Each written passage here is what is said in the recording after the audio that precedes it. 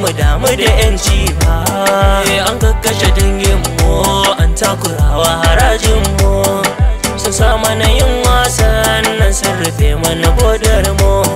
sannan gun aikinmu sun tara hanyar samunmu, ga babu batun titi bare wutar lantarkinmu. Har mun gaji mun saba a je gidanmu a taka mu, a kwashe 'ya'yanmu sai dai su ce kidnapping ne, sai dai su ce kidnapping ne. Batun aikin noma a yanzu duk ya lalace, kuɗi na ƙasa tamu kamar takardar bola ce, sun karya kuɗi namu su ko jikinsu godalla ce, masarufai duk na kasar mutum a san suka sassace, su sauya ɗabi'ar mu sun sa duk mun susuce, muna tsananin yunwa suna gani ba su duba ba. Batun fetur namu sai dai su kai shi su saida shi,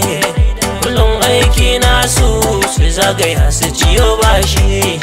in har sun zo sauka su sa kasar mu cikin dashi, kabilancin mulki suke da mu domin kyashi, duk wanda yayo furci su sa a kai shi a harbe shi, in mun yi shiru nan ma cutar mu ba sa fasa ba, alamu sun nuna ba su shiri na su gyara ba, domin manufofinsu ba za su bar mu huta ba, bikinsa a junansu suke ta yi ba mu gane ba,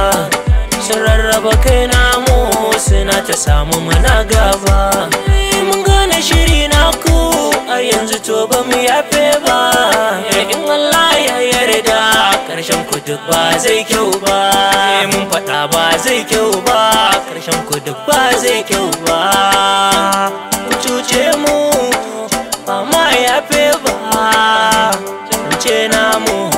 ɗan ƙasa duka mun yarda kuma mun furta cutar ku ba ma yafe ba.